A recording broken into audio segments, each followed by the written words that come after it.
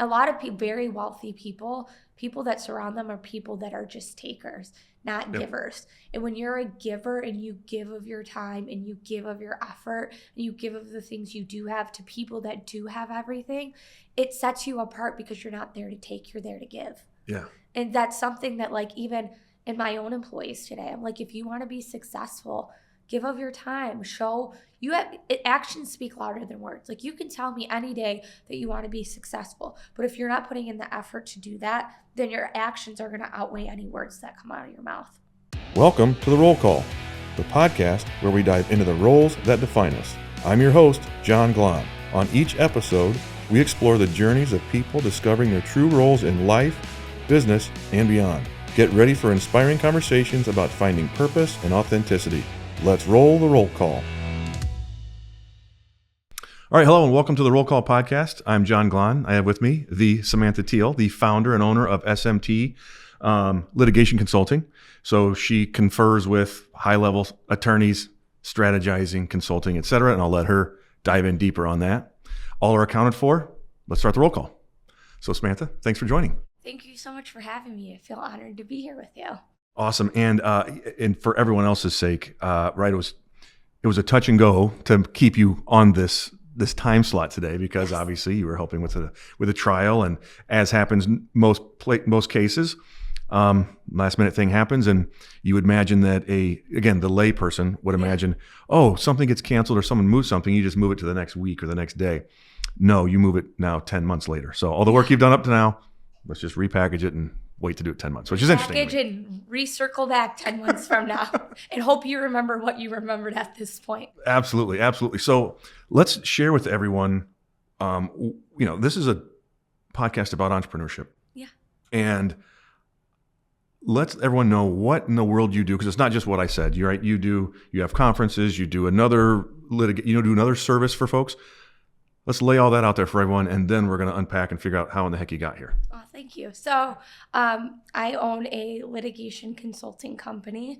So that's kind of the first company I started. My first entrepreneurial experience was starting that.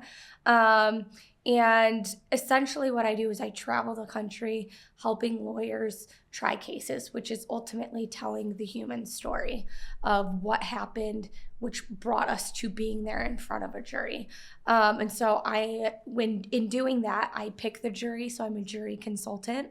I help them prepare ultimately what is the story that we're going to tell the jurors, because at the end of the day, jurors don't understand legal concepts or medicine or things like that. So what I do is help tell the story of who this person was, why this happened, how this happened, and the human feeling behind that. And I also do mock trials. So where we bring in jurors, we recruit them off the street, for lack of a better term, and try the case to see, okay, what feedback do we need going into the real trial? Wow. And then, I help lawyers work up the case all the way to the point of trial by preparing their clients, preparing them. What questions do we ask the jurors to help elicit responses to find out, is this a good case for them? And so that, I would say, is my main company that I started initially. And then from there, around a year and a half ago, decided, okay, how can I grow this further? And so I started looking at other avenues within the litigation legal world, and I decided to start a court reporting company. And so that's Synergy Litigation Services, SLS. That's based out of Birmingham, Michigan. That's where my office is for that. And we employ 25 court reporters, back office staff, and essentially we are the people that take down all the words that are being said in court or during depositions or transcribing or translating. We have translation services. And then we also do like trial tech. So when you go to court, sometimes you need somebody to display the exhibits and the evidence and play videos. And so I employ trial tech people that go to different trials all over and do that. And then last year I had the idea of starting a legal conference here in Michigan. I would say it's been done before, but never to the scale that I had in my mind of what I wanted to do. Okay. A lot of it, and I mean this in no disrespect, was, kind of a lot of local people, which is great, right? We have to give back to the community, but I wanted to do something that was more on a national level. So bringing in very well-known trial lawyers who that's all they do is try cases. Sure. All over the country. And so this year we had our first successful event, which turned out really good. And really the idea behind that was more so like giving back to the local community in the sense of, bringing in people that they don't know, but that they've heard of to just talk about nothing but trials and trial advocacy, and to help them realize, hey, we're better apart or better together than we are apart. Yeah. And so yeah, that's kind of a brief overview of kind of everything I'm involved in right now. I involved in other charitable like boards in terms of the legal community. Sure. So I sit on different boards that help in terms of justice and judges and making sure that the judicial process stays where it needs to be and is upheld. So I'm honored to be a part of those projects as well. Wow. So, and what was the name of the conference? Michigan Trial Lawyer Summit. So MTLS. We like those acronyms in the legal world. Love it. Well, it sounds like, and again, we'll get through to all of these stories because it's, it is interesting, right? You see a need, and then you're filling it in a different way. That is, probably not as common when you're coming from directly, because let's go through your story. Yeah. Right? What got you into the legal space? So my story is extremely unconventional in the sense that I knew nothing about the law, never had an idea of going into law. When I graduated high school, I wanted to be a cardiothoracic surgeon. Ooh. Yeah. Okay. But I had also grown up in a very conservative, old-fashioned, valued family where it's you get married, you have kids, and which is great, right? Mm-hmm. But my life didn't necessarily go quite how I expected. Uh-huh. And so I was interning shortly out of getting out of high school at a real estate title company doing title work, and quickly got promoted to becoming a supervisor. And at the time I was 18, managing a team of 12 who were all 30, 40 years my senior. Which was quite daunting. And so in doing that, I kind of learned people skills, and I'm this is cool. I started making good money, and I'm maybe I'm not going to go to school to be a doctor. But then as time went on, I was you know what, this really isn't for me. What am I going to do? So at the time I was 19, and I was just trying to figure out most 19-year-olds that don't know what they're doing, what am I going to do? Yeah. And so one day I was sitting at home, lived with my parents, and my phone rang, and it was my mom. And she's you're never going to believe who's at your brother's baseball game, because he played Little League. And I'm who? And she's Jeffrey Feiger. And I'm who's Jeffrey Feiger? Yeah. I'm 19. I didn't know about, who Jeffrey Feiger was. Yeah. And so, long story short, she calls me back. And she's so I walked up to Jeffrey Feiger at his son was playing baseball against my brother. Yeah. And she walked up to him and said, "Hi, Mr. Feiger, you don't know me, but you need to hire my daughter." That's so fantastic. What a great mom, right? Yeah, yeah. And so she's he told me you need to call the office. And I'm that's crazy. I don't know anything about the law, which is funny because looking back, everything works out how it's meant to be. Yeah. I took my senior photos at University of Michigan Law School, which was weird. Yeah. Right? Who would have thought? Kind of a foreshadowing of my whole future. Yeah. And so I called, left a voicemail, didn't think anything of it. A few days later, my phone rings and it says restricted. And I normally don't answer those calls. Right. But I'm whatever. I answered it. And he's "This is Samantha Teal." And I said, "Yeah, who's this?" He's "It's Jeffrey Feiger." And I was what? I'm 19. I'm what is going on right now? Yeah. Obviously after that, I had Googled him and saw, he had done all these renowned cases, had run for governor, was on TV all the time, had these commercials. And so long story short, I interviewed with him. And he's we really don't have any opportunities right now. And I was well, then why am I here? Yeah. But he said, "You know what? I need someone to travel the country with me and to do these trials, and I'm willing to give you a shot." And so at 19, I got hired as his legal assistant, having no legal experience. Wow. But what an experience.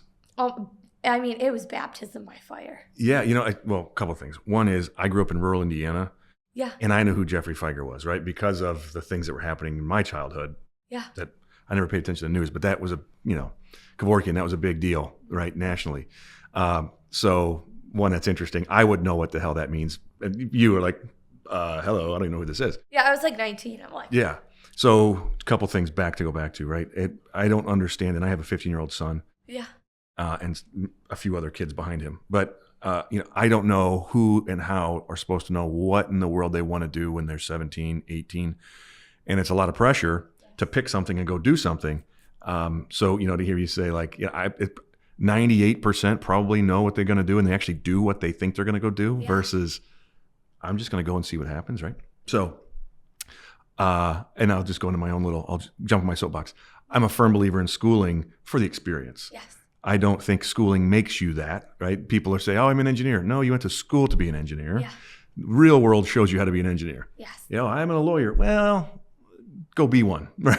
You have to go be one and see one. Story. So, the real world experience to me trumps what happens in the classroom in most cases. So, all right, keep going. Yeah. So, I mean, to your point, I never went to college. I never ended up going. Wow. Ever. So I started with him at 19 and very quickly, with all respect to him, and I say this to him now and he laughs, I was so overwhelmed. I went home crying because I'm like, what am I doing? I'm 19. Yeah. I'm working with people that are 40, 50 years my senior, very successful, lots of money, traveling the country on private jets. What am I doing here, Yeah. And so very quickly I learned, it's either kill or be killed.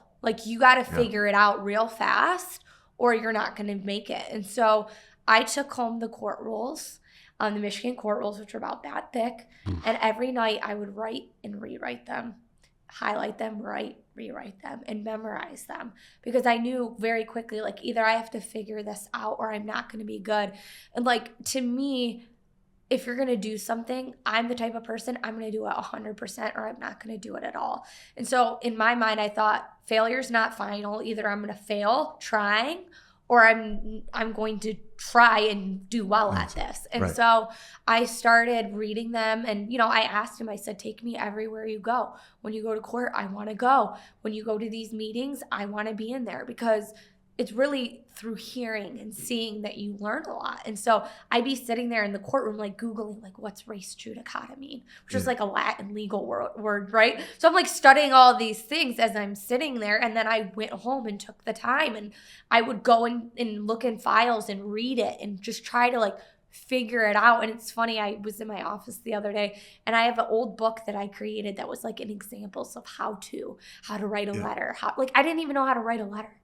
Right. I had no idea how to do basic business things. I just didn't know. And so I had created my own example book and I found it the other day. I was like, oh my God, this is so crazy. But that's how I learned, was just through seeing and doing. And even at my job previous to that, when I was just an intern, in my mind, I thought, okay, I want to one day be a boss. There was something in me that wanted to do that. And so I observed what my bosses did. Mm-hmm. They were the first one there. They dressed up every day. They were the last ones to leave. And so at 18 years old, working at the real estate company, I emulated that by dressing up. Everyone else around me, and it's no just it's to each his own, but they all wore jeans and t-shirts. So every day I came in and I wore a suit and heels. Yeah. And they're like, you're an intern. Why are you wearing a suit and heels? Why are you here at 6 a.m.? Why are you leaving at 6 p.m.? Why aren't you taking a lunch? But I observed what they did. Yeah. And so in doing that at my old firm or the old real estate company, I became a supervisor and, elevated very quickly. And so in my mind, when I started at Jeff's, I was like, okay, I'm a personal assistant. But if you can master the small things, it leads to the big things. So as small as before he got in, his coffee was on his desk. How he liked it. I memorized his schedule. I memorized things that I knew would be useful and observed his everyday routine and figured out how can I help him to be better at that. And then it grew into he dropped me off in the middle of nowhere. I would say about a year in, for a case up in Saginaw. Dropped me off in the jet, came and said, listen, figure it out. I'll be back in 3 days. We start trial. And it was literally me sitting there and be like, how do I figure out what witnesses call? How do I figure out like the jury instructions? How do I, and you figure it out, you know? Wow. And so that just grew into, eventually I ended up being there for 8.5 years.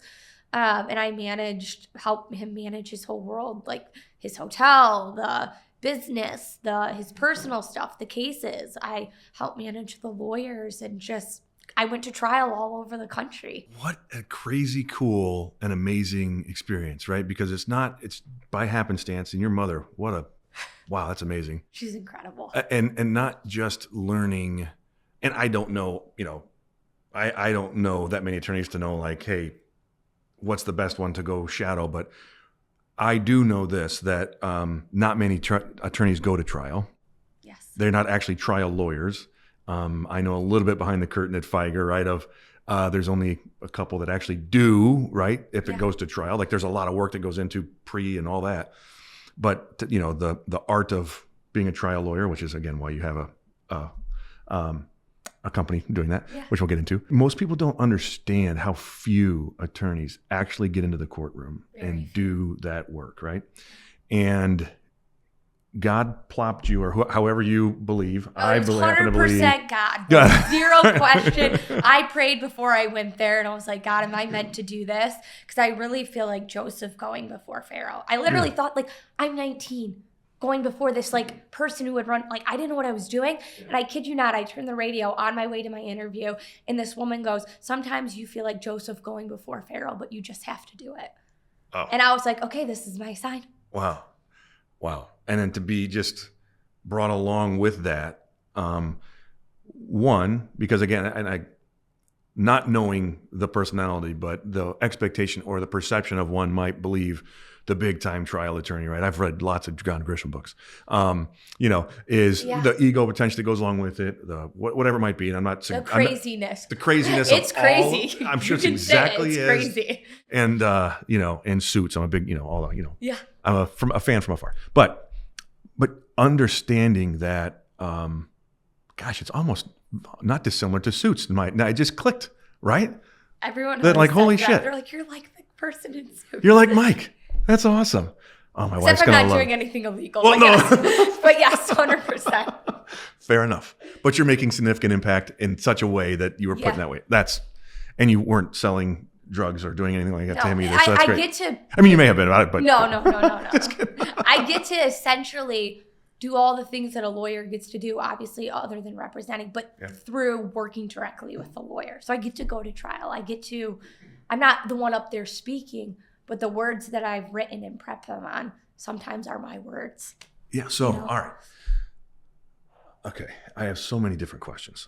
And I'm terrible at, putting them in the right order. So you're just going to get a bunch of them. Yeah, I love it. So one, how do you have the gift to do this? How do you know how to help? What is it that through your experience, I guess we stopped at 8.5 years.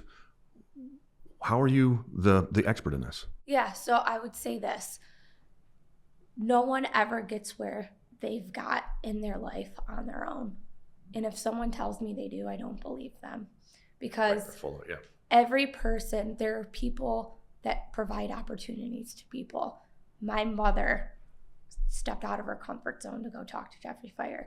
Jeffrey Feiger offered me a job. The lawyers at the firm took time to teach me. Jeffrey took time to teach me. There's people all along my entire career path that have given me opportunities which have led to where I am today. Now, did I work hard? Absolutely. Everyone's presented with opportunity, but it's what you do with it that matters. Mm-hmm. And so to answer your question, a lot of lawyers do not go to trial, right? On average, most lawyers will try maybe 3 to 5 cases in 10, 15 years. I was doing 3 to 5 trials a year. Right. So try 3 to 5 trials a year, prepping maybe 12 trials. Not all of them go. So you're prepping 10 to 12 cases a year, 3 to 5 go. You're going to, following this trial lawyer everywhere. And you do that for 8 years. You soak up some things. You're going to soak up some things. And so, I mean, I was a voracious like studier. It didn't matter if it was my 30th trial. I'm taking 60 pages of notes sitting there. And it got to the point where like Jeff would say, hey, Sam, this case is coming up for trial. Get it ready. And he relied on me to prep the witnesses, go through the file, identify what needs to be marked as evidence. Like, so I was essentially doing the pretrial work and said, hey, Jeff, here it is. It's ready to go. And then he did his thing, right? And so, it's all through time and process and learning. And I, for a long time, like, that's all my life was working. Like 40, 50, 60, 70 hours, 80 hours a week. There was times where we would be in trial for, I think it was in 2019, it was before COVID. Literally was in trial for 4 weeks in Florida, had a 2-day break, flew to Iowa, and was there for 6 weeks. Like it was nonstop. And so when you're only in that for years and years and years, that's what you learn. And I was taught by arguably, say what you want, the best. Yeah. I am friends with some of the best trial lawyers in the entire country right now. Like they are the moment. And they will say to this day, Jeffrey Freiger is one of the best trial lawyers I've ever met in my entire life. Yeah. He is brilliant. And so I learned from the best and I soaked everything in that he taught me. And I think the biggest part of why I'm good, and I'm not saying this in an egotistical way, is I'm human and I'm not a lawyer. And sometimes lawyers think too much like lawyers. And guess what? Jurors aren't lawyers. They don't think like lawyers. They think like human beings. Yeah. So I bring in that perspective of I know the law, I know it works, but here's what works on the human side, and here's how we marry those two concepts to bring something that produces a good result. Because it's really understanding the case, the evidence, and who's telling a better story. It's all about storytelling. That's what it is. Yeah, right. And you nailed it, right? You're Joe Blow off the street. Yeah. It still amazes me how the judicial system works, right? Because it's like, it's not like it's a panel of peers or people that know the law, right? No. It's purest form. It can be manipulated. It can be whatever. That's what it's for, right? Yeah. Is to prove it right or prove it wrong. And so that is incredible. And Jeffrey and the rest of his team wouldn't continue giving you those things if you didn't prove that you were worthy of it. Right? Thank you. I mean, that's continually over and over again, right? Many businesses that I've been a part of and whatever, right? You invest in the people that give it back, that see it and provide results in other ways. And you can see times like I've said this 3 times to the same person. It's like, well, no, yeah. Not everyone is great at all the job. No one is great at every job, but you have to be good at something. And at minimum, it's paying attention, or at minimum, it's like giving some back. So that I'm still floored, which is incredible. To your point, it's also like investing in those who invest in you. And like, it sounds so stupid, but Jeff was like, he's a multimillionaire. Like, who am I? I was just a young girl. Yeah. But I understood like the power of like making his life easier and understanding these and doing like, I wasn't there for a handout. A lot of very wealthy people that surround them are people that are just takers, not givers. And when you're a giver and you give of your time and you give of your effort and you give of the things you do have to people that do have everything, it sets you apart because you're not there to take, you're there to give. Yeah. And that's something that like even in my own employees today, I'm like, if you want to be successful, give of your time, actions speak louder than words. Like you can tell me any day that you want to be successful, but if you're not putting in the effort to do that, then your actions are going to outweigh any words that come out of your mouth. Wow. Yeah. And it's funny because sitting in this chair and with other people, right? I have people that are voracious readers and can cite quotes from books, leadership books and whatnot. And they're theoretical. They're very brilliant and bright. There are people that have, their knowledge is through experience and know-how. And that's what I from you, like the wisdom from that age of maybe started with just work hard turns into so many different examples of how to control your own destiny, number Yeah. one. But two, realizing how you can help others, right? You help others provide that same path. Yeah. So again, we could keep going down many paths because there's so many cool things to learn from there.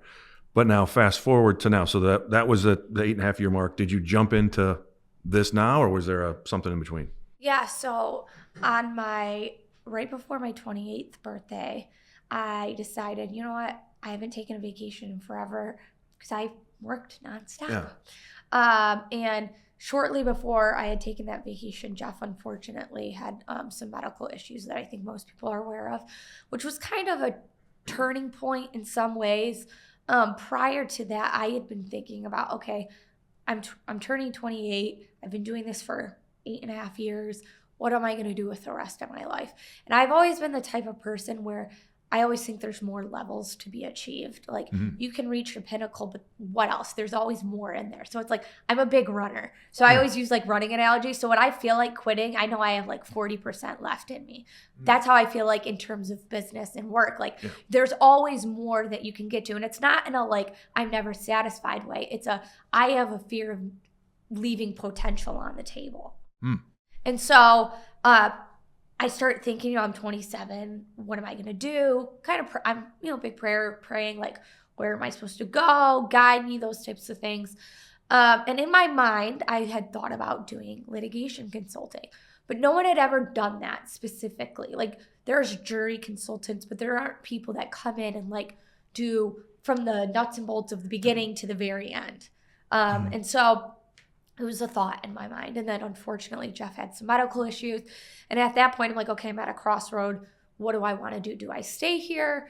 Or do I leave and go somewhere else? What do I do? And so I went to Maui for my 28th birthday. And I'll never forget it. This was the moment my life changed forever. It's the next moment that your life changed forever. Yes, the next moment. Yeah. So it's the close of chapter 1. Yeah. And so I was on a run. The morning, it was April 11th, the day after my birthday. And I was running in Maui where I was staying. There's like a cliff edge. Sounds crazy, but there's like a trail that's on the like edge of, essentially where you're at, the island, and then there's the ocean. Where is it? Lahaina? In Maui, Kapalua Bay. Yeah, okay. Yeah. By Black So Rock, I'm running on Kapalua Bay, and I'll just be honest. I was miserable. I think that people reach a pinnacle of success and you work so hard to get there and you get all this money and you're doing well. But I think once you get there, people don't prepare you for, okay, I've worked this entire life, my entire time to get here. But is that really what's like keeps you whole and satisfies you? And I got there, but inside I was so empty because just, life itself. And so I remember just being brutally honest, I'm on my run and I was crying like I have all this money and I've achieved this success and I never went to college and all these things, but I was miserable. Yeah. And I'm like, what good is all the money in the world if I'm not happy? And so I realized I'm like, something has to change. Either I change my circumstances or you continue on. And what's the definition of insanity? Doing the same thing over and over again and expecting different results. Yeah. Well, if I want my result to change, I have to change or make a change. And so I'll never forget April 11th, standing on the edge of a cliff in Maui.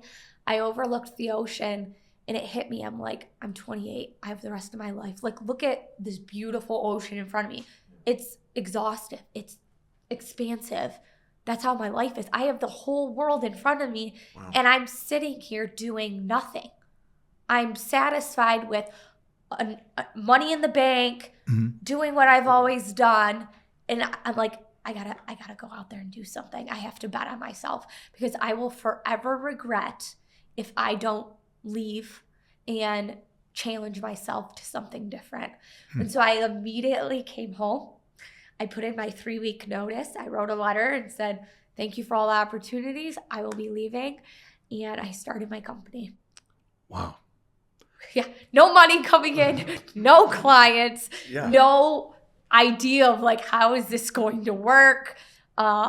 I had no business plan. It was like, but I knew it, like, instinctively, this is what I meant to do. Yeah. Like, standing on the edge of that cliff, I was just like, it was kind of, if you think apropos of like kind of life, like it was like signifying, you know, here's where I'm at right now. Here's where I'm going to. Yeah. Wow. And well, thankfully you were a young age to be able to make that pivot. Yeah. And just do it.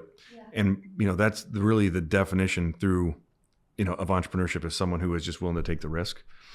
It doesn't mean they're smarter, better, anything like that. It's just the one that's willing to take a risk is like the first step. And, and I think that's fantastic to say, you know what, believe in myself. Let me go see this thing works. Yeah. What's next? Right. I mean, yeah. So my desk looked like a computer box on the floor of my second bedroom at my house. And then began just contacting people and say, hey, I'm doing this. And at the beginning, people are like, okay, first off, you're not a lawyer. Yeah. So how are you going to tell me how to practice law? Mm-hmm. And you're 28 years old. You've never gone to college. And I mean, I'll just be honest, people like totally prejudge me. And I get it. Like, totally. I had no hard feelings. Like, you know, you see some person walk in that you've never met, that's a young girl that's 28, and it's like, hey, I'm going to help you. Like, a little crazy, right? Yeah, like little, but I think people also understand the fact that like if I worked for Jeff Feiger for 8 years and I withstood all that, like love him to death, but like that was a lot. Yeah. Like, and she was helping run a firm and a hotel in the British West Indies and his life and media. Like I ran everything. She has like there's something there. Yeah. And so what I would tell clients when I first met them is give me 24 hours. Send me your file, and I will tell you everything that's wrong with your case and how it needs to be fixed for free. Oh, yeah. Wow. And that's how I got started. Wow. And so momentum kind of like build up. I did my first case. So I left in May. I think my first case was in like June or July, maybe August.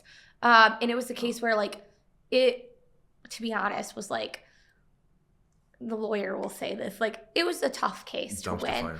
And we went in and like increased the value by like quadruple. I'll never forget either. After we did it, the lawyer like came up to me and for that we beat, and he was like, I had to talk to you. Like, you got to come work on my cases. And I was like, sorry, I don't do defense. He was like, you were incredible. He's like, every time he pulled out a sticky note, my stomach dropped. And I'm like, she's about to ruin my case.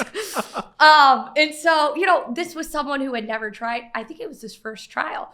And so that was so rewarding to me. Like helping someone else become successful that had never tried a case and taking all the 8 years of knowledge that I had and saying, hey, here's how you apply it to your case. This is what we're going to do. This is what works. These are the right people. These are the right questions to ask. Here's how we should lay out the proofs. And it was really successful. And then from there, the momentum just started growing. And like people that had worked with Jeff and knew of him from around the country were like, wait a second, you went on your own if you were trained by him. And then just kind of showed him what I could do. And from there, it blew up. And I, like within the first year, I made like double what I had made previously. It was crazy. That's awesome. Like so thankful, but it was crazy. So how do you, because now you do have a business. I know on your other businesses, there were multiple employees. Yeah. How about with the consulting? How are you replicating you, or are you doing that yet? Yeah. So that's why I started the other companies, because ultimately for the consulting, like I am the product, right? Yeah. Yeah. So when lawyers call Jeffrey Feiger, they want Jeffrey Feiger. They don't want someone else. And so when people contact me, they want me. They don't want someone else. And so, you know, I struggled with for a long time because I'm an entrepreneur, you know, I think big. I'm like, how do I grow this? How do I build it? And I realized I think there's room for growth, but long term, like people want me and I can't be in 50 places at once. And so I hired an assistant to do a lot of things that I was spending time on that I'm like, okay, I shouldn't be spending my time on this. So I do more of the high level stuff. And she does kind of like the day-to-day stuff that takes me extra time that I don't need to be doing. But that's where the idea of starting my court reporting company came in, because I'm like, I want to make money while I'm not working. Yeah. And if I'm not working on the consulting side, I'm not making money. Yeah. So that's why I started that company. So actually, all right. So we already had the first stage and step, which was you didn't know what you wanted to be and do, and you got thrust into the law space, and then you said, you know what? Well, I have transferable knowledge and I have a gift, and I'm going to go do that. So then you did that, right? So wildly successful doing that. And we already talked about how you wanted to start something else. And you said, when and where do you think it clicked that, wait a minute, I am an entrepreneur? And right? Because you going off and doing your own thing to me it's entrepreneur, right? There is some, but like there's a different definition, which is building businesses and doing other things. So just curious where that clicked for you. I feel like in some ways I always had it in me. And I say that because like in school, my teacher, I'll never forget, I went to a small private Christian school, and he used to say, the habits that you form now are the habits that will develop later. And so like I was so disciplined in school to the point like it was ridiculous. Like I was like, no, you have to have all A+, you have to do this. And in my mind, I always had these like big goals and dreams. Like it sounds so stupid, but like I had a board that had like my dream car on it, like down to the T, which is funny because it's sitting in the parking lot. Awesome. Yeah, and like I had a dream of like I would create these like, at one point I wanted to be a designer, like interior designer. So I had like a company name, and I built this business plan, and like, so it was always in me to do that. I would say I just was always very driven. And like my biggest fear was always not living to my fullest potential. And so I think helping run in some ways, like, you know, because I worked directly for Jeff, so I was involved in a lot of aspects of the business that helped develop my business skills per se, like step aside the legal, like that helped me in terms of like, you know, running those things. So I don't know, in answer to your question, I just feel like it was always kind of in there. Yeah, I find that it is in people. And I think, unfortunately, you know, and there aren't very many, there isn't a great deal of curriculum or things to pull that out of people. Yeah. You know, thankfully there are more clubs and things like that, because I'm thinking back to our youth, right? Particularly my own. Yeah.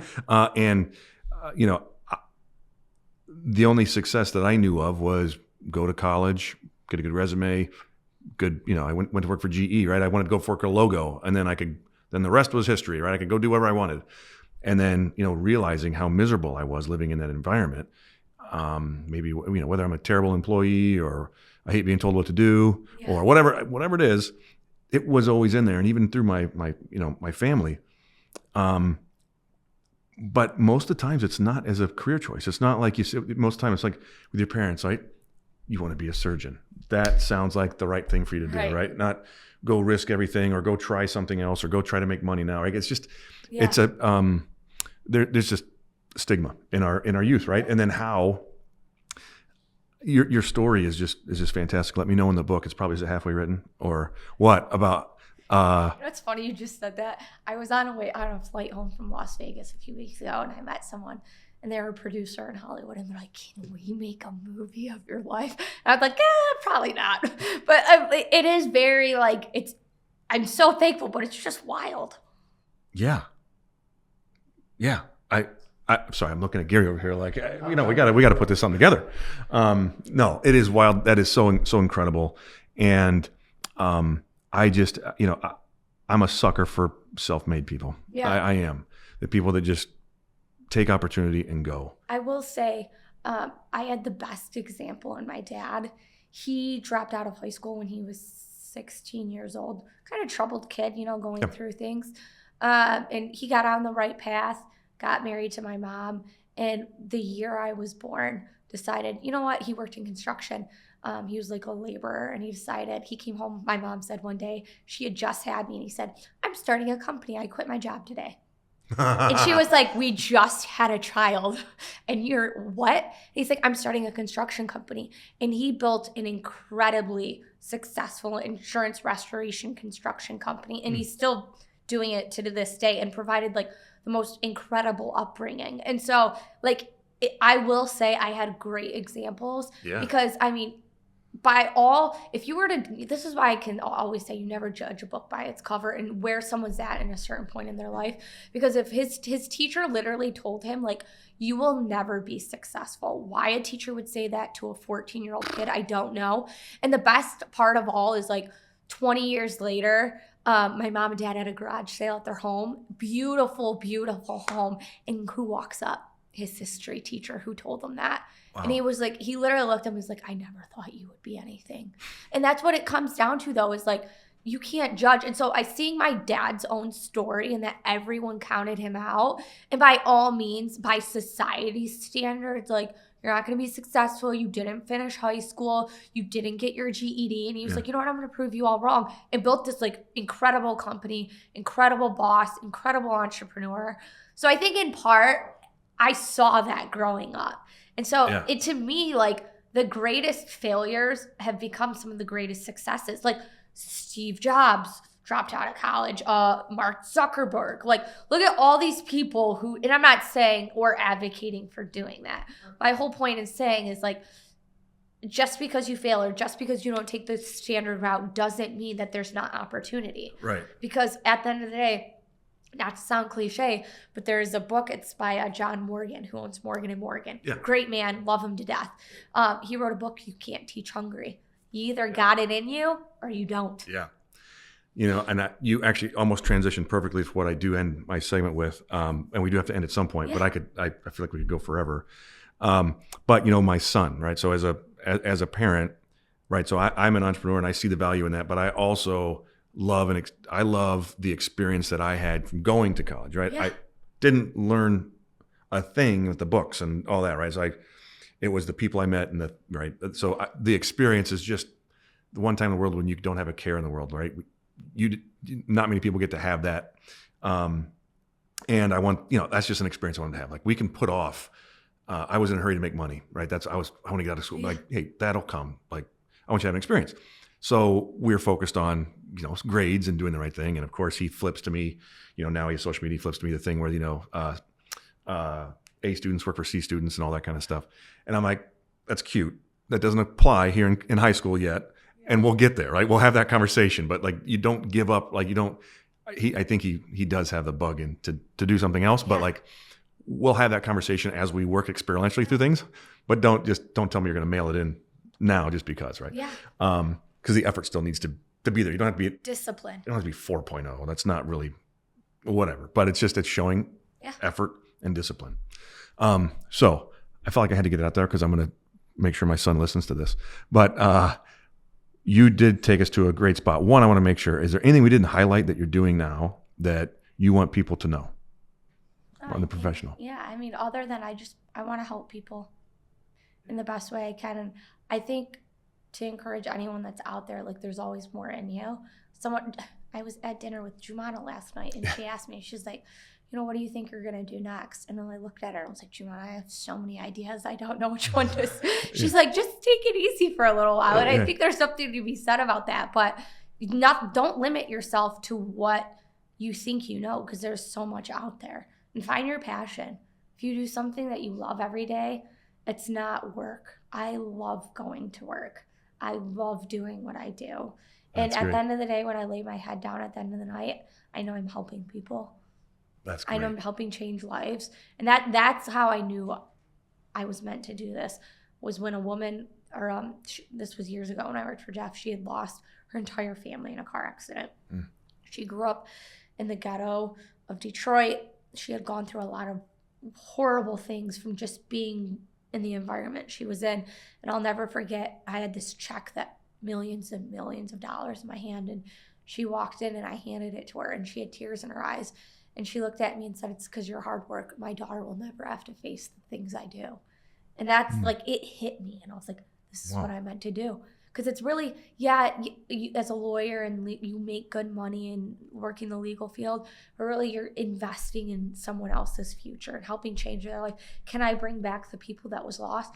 No, but I can help change someone's future for the better. And the work that you put in is the work that you're going to get out. Wow.